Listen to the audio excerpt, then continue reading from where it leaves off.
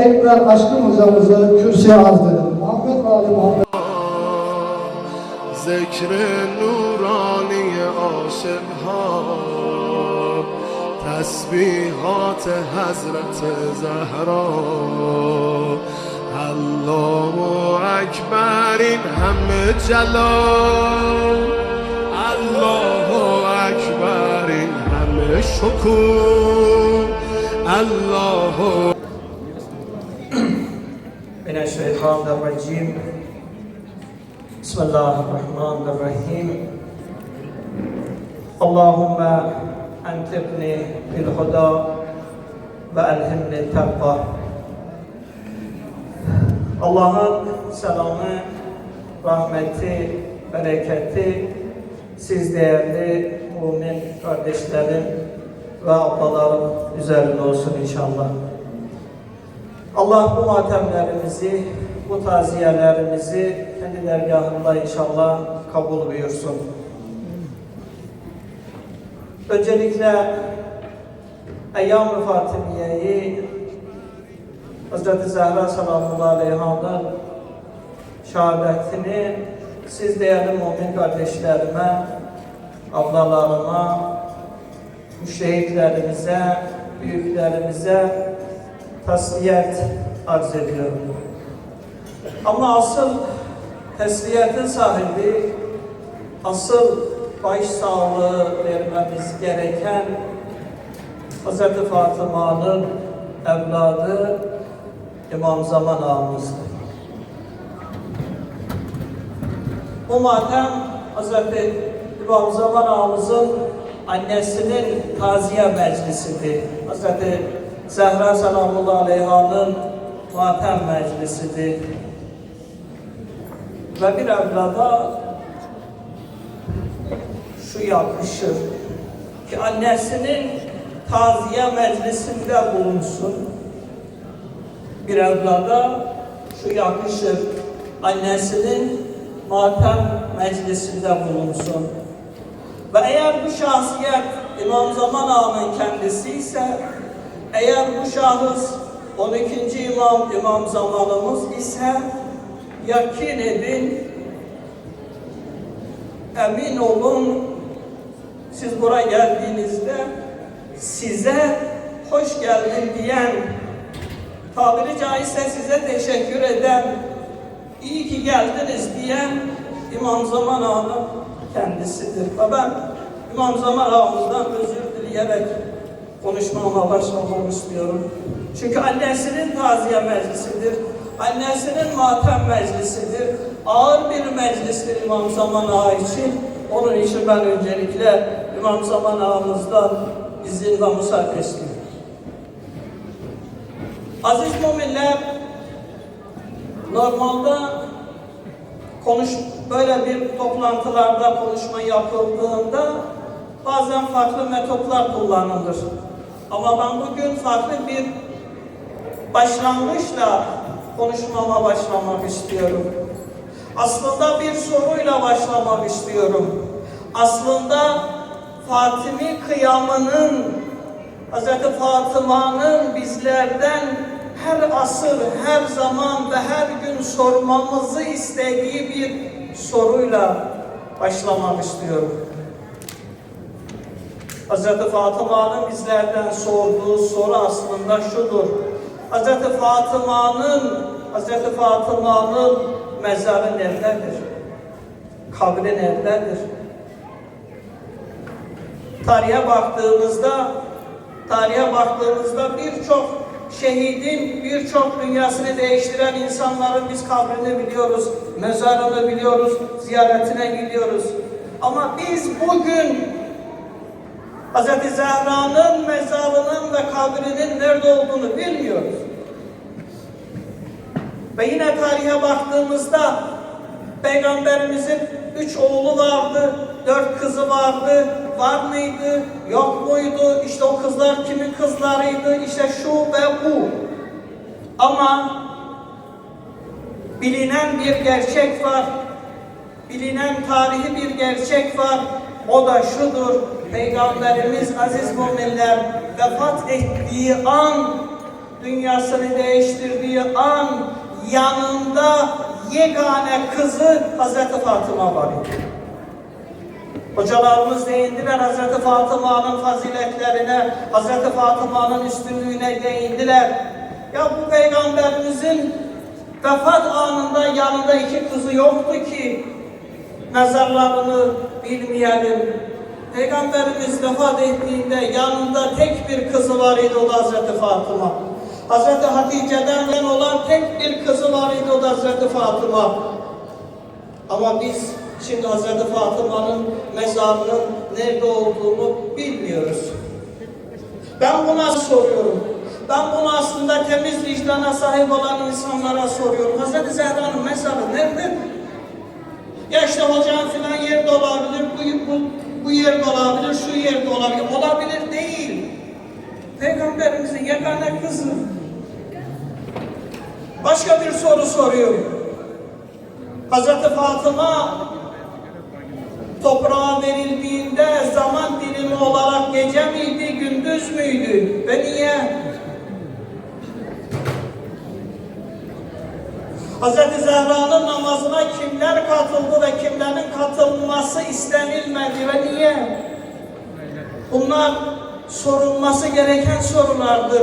Bu Şia'yla, Sünni'yle, onunla bununla alakası yok. Bu vicdanla alakalıdır. Temiz vicdana sahibi olan insanların aslında sorması gereken sorudur. Hazreti Fatıma'nın mezarı nerededir diye. Bu bizlere neyi gösterir? Bu bizlere Hazreti Fatıma'nın gidişattan, Peygamberimizin vefatından sonra gidişattan razı olmadığını gösterir. Hazreti Fatıma gidişattan razı değildi ki netice itibariyle Hazreti Zehra gece toprağa verildi. Hazreti Zehra gizli bir şekilde toprağa verildi ve Hazreti Zehra'nın halen mezarı bellidir. Gidişattan razı değil Hazreti Zehra.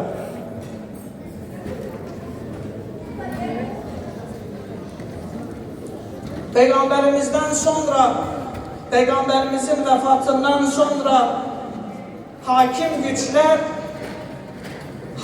güçler Peygamberimizin 23 yıl gece ve gündüz çalışıp o kazanımını almak istediler.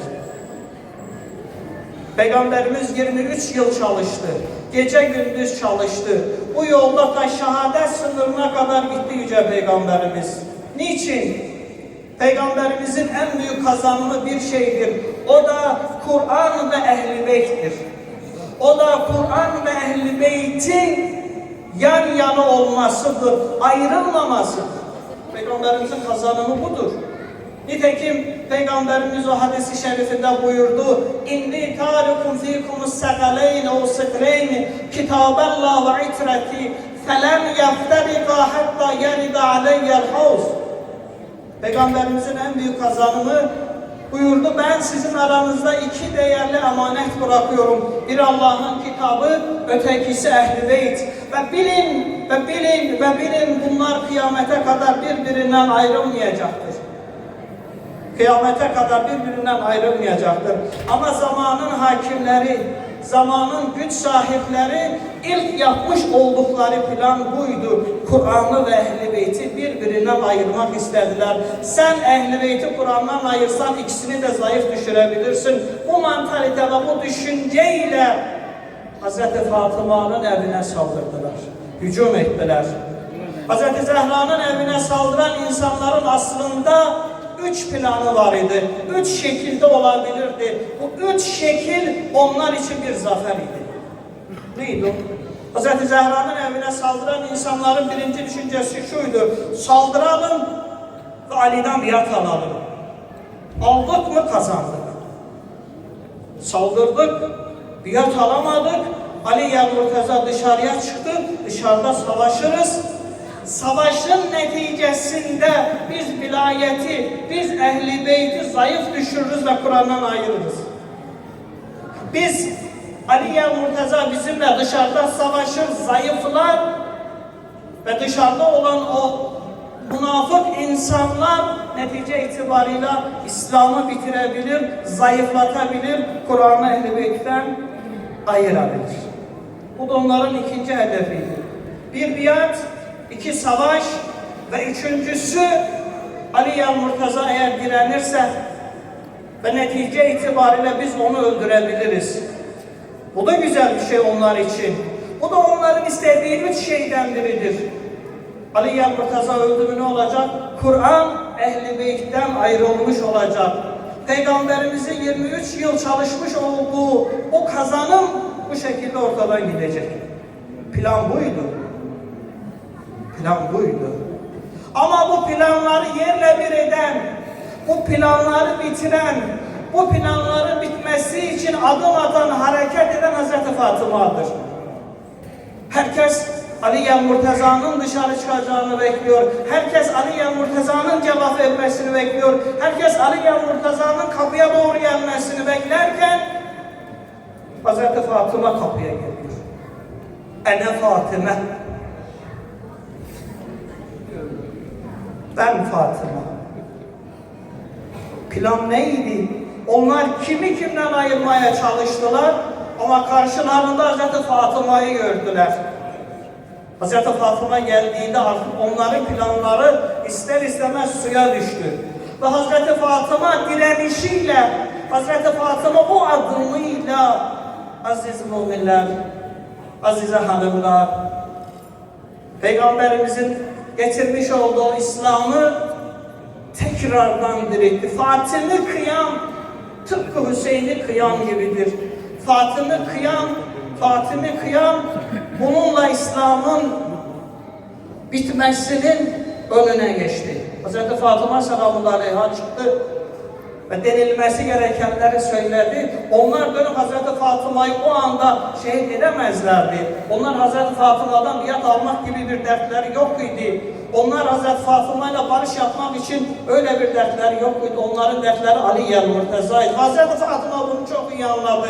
Bildi ki eğer Ali çıkarsa bunlar Hz. Ali'yi ya öldürür, ya biat alır, ya da dışarıda savaş çıkarırlardı. Bunun farkında olduğu için Hz. Fatıma dışarı çıkmıştır.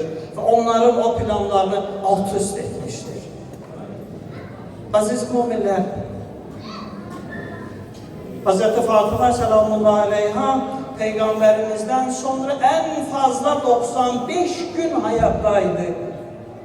Bu yaşanan olaylar, bu gerçekleşen olaylar, bu kıyamlar, bu direnişler, bu haykırışlar, bu sesli nidalar sırf bu 95 gün içerisinde gerçekleşti. Arz ettim ya Hazreti Fatıma gidişattan razı değildi. Arz ettim ya Hazreti Fatıma haykırışıyla, sesiyle bunun önüne geçti. Hazreti Fatıma selamun aleyhanın Peygamberimizin vefatından sonra insanlar gidip Sakife'de toplandılar ve kendilerine birini halife olarak seçtiler. Ve Hazreti Ali Murtaza'yı dışa itmek istediklerinde Hazreti Fatıma selamullahi aleyha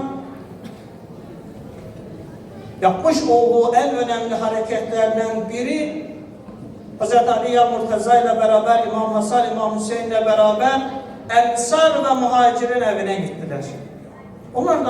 Onlara bir şey hatırlattılar. Unuttukları bir şeyi hatırlattılar. Veyahut unutmak istedikleri bir şeyi hatırlattılar. Ensar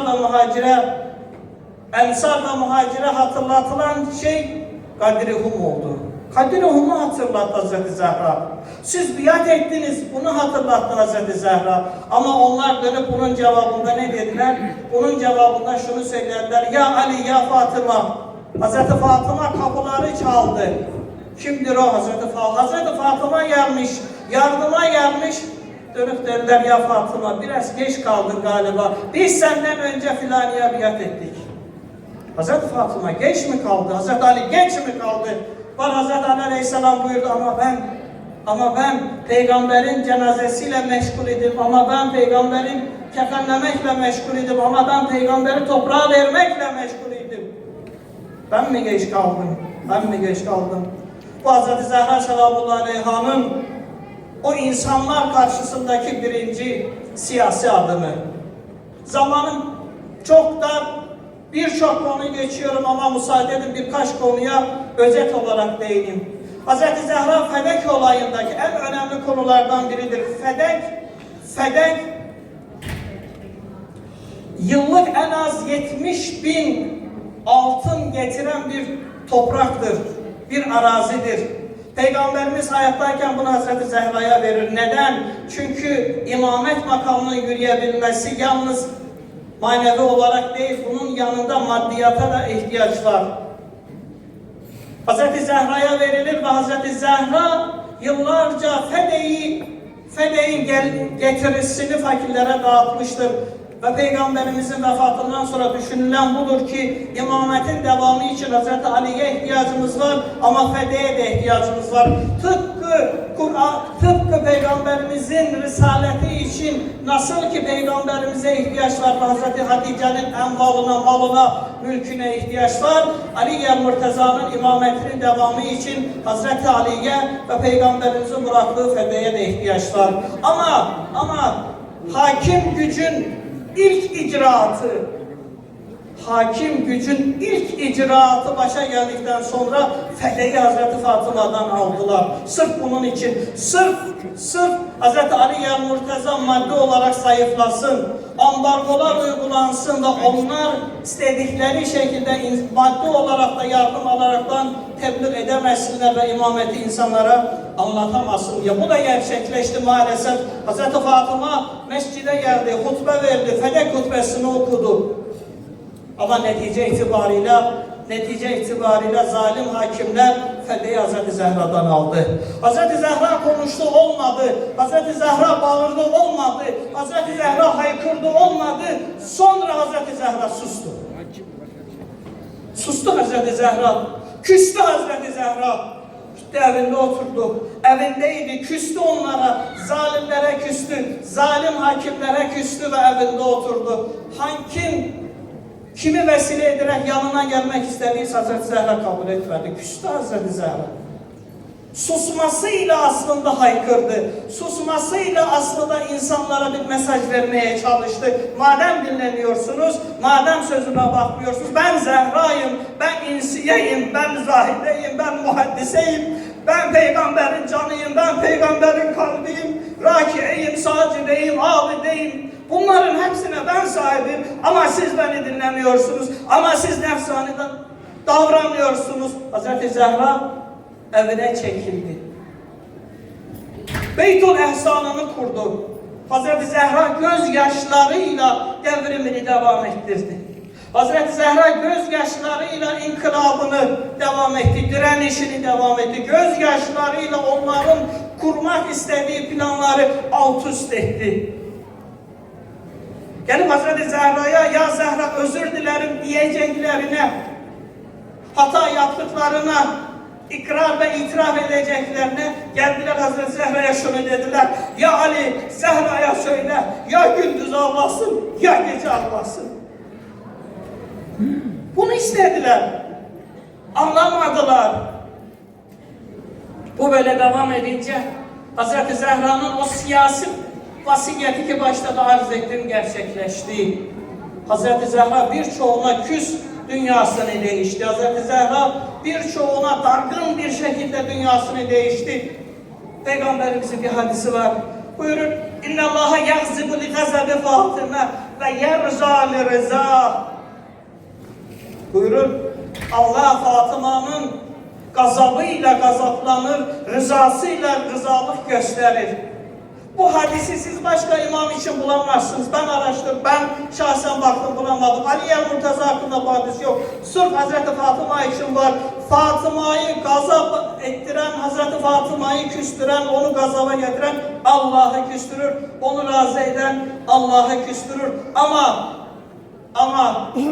gelinen noktada Hazreti Zehra'yı küstürdüler. Hazreti Zehra'yı Beytül Ahsan'a götürdüler ve sonuç olarak ve son olarak Hazreti Fatıma o siyasi vasiyetini yerine getirdi. Dedi ya Ali, tarihte var mıdır böyle bir şey? Bir araştırın, bir bakın, tarihte var mıdır böyle bir şahsiyetin 40 kızı böyle bir vasiyet etsin desin, ya Ali keffinni billeyl ve deffinni billeyl ve gassilni billeyl. Ali, beni gece koşun ver. Ali, namazımı gece kıldır ve gece defn et. Ve tarih bu güne kadar Hz. Zehra'nın o kıyamının neticesini bizlere göstermiştir. Biz halen onun farkındayız. Biz halen Hz. Fatıma'nın o Fatimi kıyamının getirisinin farkındayız ki biz 1400 yıl sonra Köln'de buradayız ve başka yerlerde de meclislerimiz var. Ama aziz müminler, son cümlem olsun, vaktinde bitir.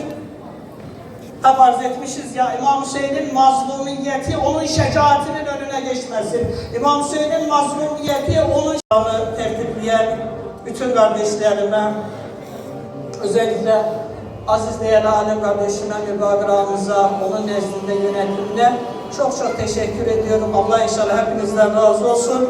Allah bizleri, ağamız çok güzel dua buyurdu. Dünyada ziyaretine, ahirette de şefaatine inşallah nail eylesin. Muhammed Ali Muhammed selavat. Allahu Ekber in همه جلال Allahu Ekber in همه شکوه Allahu Ekber در راه علی فاطمه ایستاده مثل یکو صلی الله علیه فاطمه صلی الله علیه فاطمه صلی الله علیه